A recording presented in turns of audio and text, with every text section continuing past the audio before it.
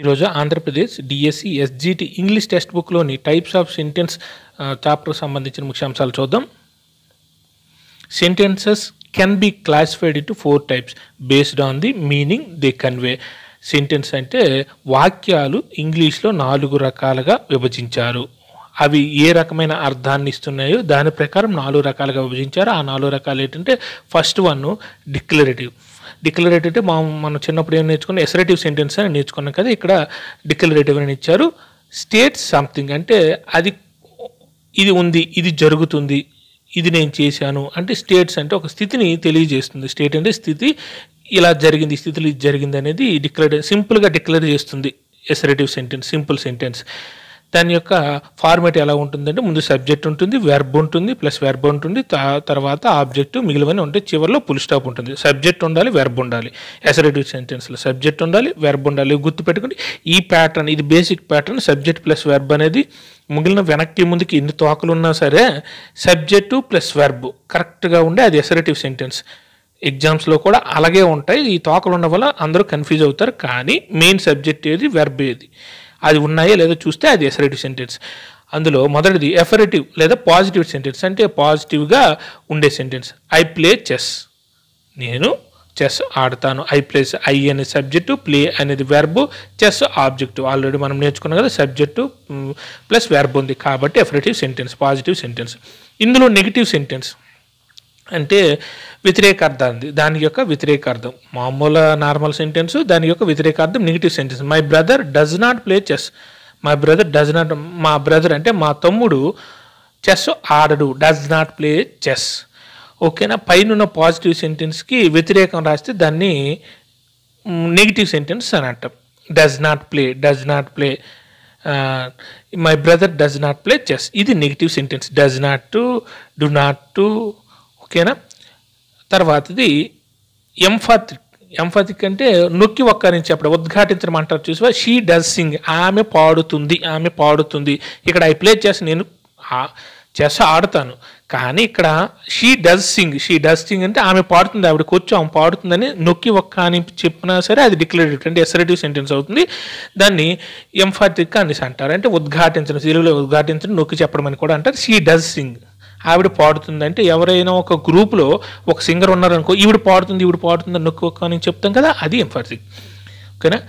ఎఫరేటివ్, negative, ఎంఫాతిక్లో pattern ఎలాగ ఉంటుంది చూద్దాం. ఐ స్పీక్ ఇంగ్లీష్ అంటే వెర్బ్ 1, డూ ప్లస్ వెర్బ్ పెడితే అది వెర్బ్ 1కి వస్తుంది. ఇక్కడ V1 equal to do plus verb. Verb play, do పెడితే ప్లే అని వస్తుంది. డిడ్ పెడితే ప్లేడ్ అని వస్తుంది. ప్లేడ్ లేదా డిడ్ ప్లే అని మనం రాస్తాం. అది ఐ స్పీక్ ఇంగ్లీష్. ఎఫరేటివ్ సెంటెన్స్లో ఐ స్పీక్ ఇంగ్లీష్ అని ఒక సెంటెన్స్ ఇచ్చారు. ఆ ఎఫరేటివ్ ఎలా ఉంటుందంటే డూ ప్లస్ వెర్బ్. మన ప్యాటర్న్, ఒరిజినల్ ప్యాటర్న్ ఏంటి, సబ్జెక్ట్ ప్లస్ వెర్బ్. వెర్బ్ ఎలా ఉంటుంది, V1 మాత్రమే ఉంటుంది. అలాగే నెగిటివ్ సెంటెన్స్లో ఐ డోంట్ స్పీక్ ఇంగ్లీష్. ఈ నెగిటివ్ సెంటెన్స్ దానికి వ్యతిరేకం ఐ డోంట్ స్పీక్ ఇంగ్లీష్ అంటే వ్యతిరేక పదం. ఐ స్పీక్ ఇంగ్లీష్, ఇది ఒక వాక్యం, నేను ఇంగ్లీష్ మాట్లాడతాను. ఐ డోంట్ స్పీక్, నేను ఇంగ్లీష్ మాట్లాడలేను కాదు, నేను ఇంగ్లీష్ మాట్లాడలేను అంటే ఐ కాంట్ అని వస్తుంది. ఎబిలిటీ తెలియజేస్తుంది. కానీ నెగిటివ్ సెంటెన్స్, సింపుల్గా నెగిటివ్ సెంటెన్స్ అంటే నేను ఇంగ్లీష్ మాట్లాడితే నేను ఇంగ్లీష్ మాట్లాడను. తర్వాత emphatic, I do speak English, నేను ఇంగ్లీష్ మాట్లాడతాను. ఆవిడ ఫర్ ఎగ్జాంపుల్ ఒక క్లాసులో మన మామూలుగా ఎలిమెంటరీ స్కూల్లోనే ఎక్కడైనా ఉంటే ఈ అబ్బాయి ఇంగ్లీష్ మాట్లాడతాడండి అనేసి ఒక్క అని చెప్తాం కదా, అది దాన్ని ఎంఫాతిక్ అంటారు. అంటే వాడిని నొక్కి ఒక్క అని చెప్పడం, ఆడిని ఉద్ఘాటించడం, లేకపోతే ఆడిని నొక్కి ఒక్క అని చెప్తే అది ఐ డూ స్పీక్ ఇంగ్లీష్, నేను ఇంగ్లీష్ మాట్లాడతాను. She cooks food.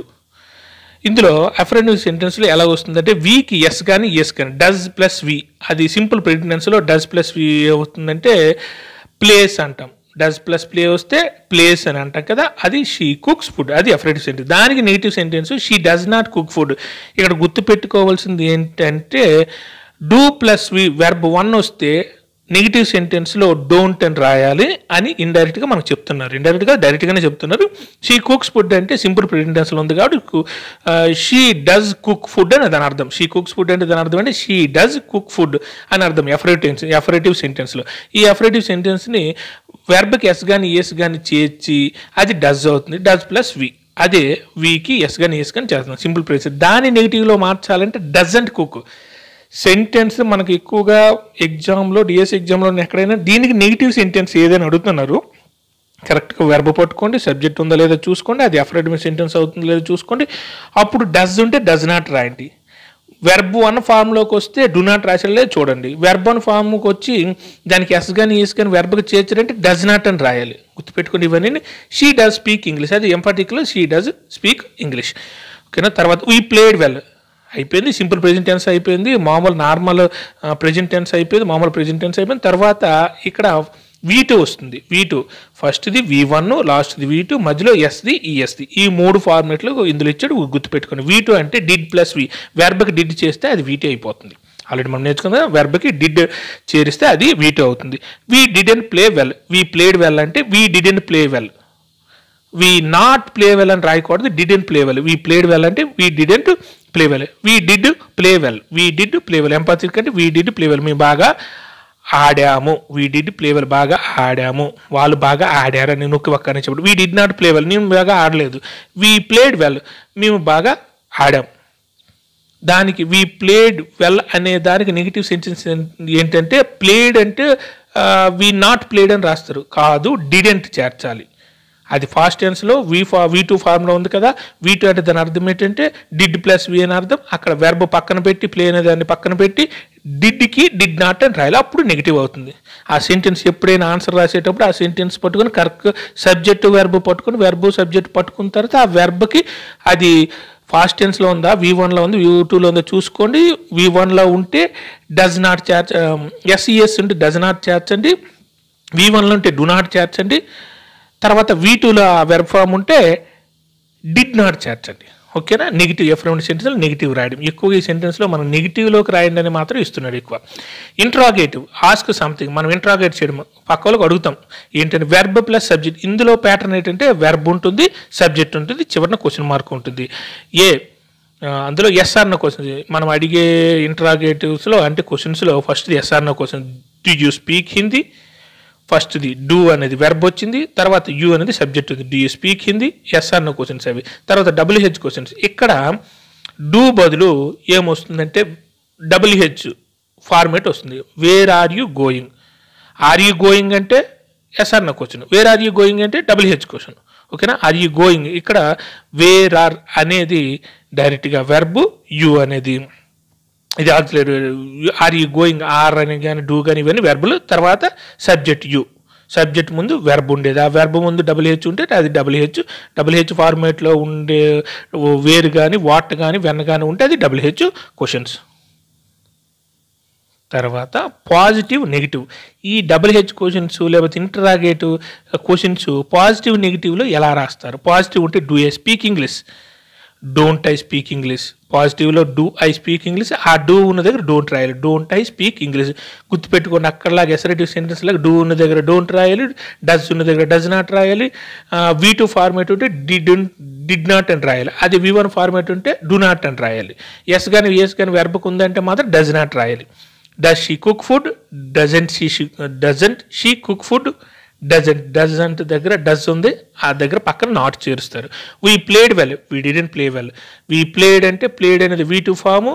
దాని అర్థం ఏంటంటే V2 రావాలంటే వెర్బ్కి డిడ్ చేర్చాలంటే అందులో డిడ్ ఉందని అర్థం. కాబట్టి ఆ డిడ్ని బయటికి తీసి దానికి నాట్ చేస్తే ఆ ఫార్మేట్ అనేది ఆ పాజిటివ్ అనేది నెగిటివ్లోకి పోతుంది. We didn't play well, play అనేది వెర్బ్ పక్కన తీసాం, డిడ్ అనేది సైడ్కి తీస్తే ఆ డిడ్కి ఏమో నాట్ చేస్తే అది నెగిటివ్ సెంటెన్స్ అయిపోతుంది. అప్పుడు వీ డిడెంట్ ప్లే వెల్ అని రాస్తాం నెగిటివ్ సెంటెన్స్ రాయమంటే. తర్వాత ఇంపరేటివ్ సెంటెన్సెస్ అంటే ఇన్స్ట్రక్షన్స్ ఇవ్వడము, రిక్వెస్ట్ చేయడము, అడ్వైస్ చేయడం, ఇలాంటివన్నీ ఇంపరేటివ్ సెంటెన్స్లోకి వస్తే ఫస్ట్ వెర్బ్ ఉంటుంది, తర్వాత ప్లస్ ఇంకా లోపలికి మరి వెళ్ళొద్దు, మిగిలిన తోకలన్నీ ఉంటాయి. ఫస్ట్ వెర్బ్ మాత్రం ఉంటుంది. Commands, close the door, close అనేది వెర్బ్, క్లోజ్ ద డోర్. తర్వాత request, please close the door, request చేయడం, క్లోజ్ ద డోర్ ముందు ప్లీజ్ పెడితే అది request, please close the door. ఇక్కడ కూడా వెర్బే ఉంది, ఇక్కడ ప్లీజ్ అనేవి అది రిక్వెస్ట్ని తెలియజేయడానికి ఉపయోగించే పదాలు కాబట్టి క్లోజ్ ద డోర్, క్లోజ్ అనేది కూడా అదే వెర్బ్ ప్లస్ మిగిలినంతా ఉంటుంది, సబ్జెక్ట్ కానీ మిగిలినవన్నీ. తర్వాత advise, be careful while cooking. ఇక్కడ cooking, be careful while cooking, వంట చేసేటప్పుడు జాగ్రత్త, బీ కేర్ఫుల్. అడ్వైజ్ చేయడం be careful while cooking, verb తర్వాత మిగిలినవన్నీ ఉంటాయి. తర్వాత exclamatory sentence. Exclamatory sentence express a strong feeling.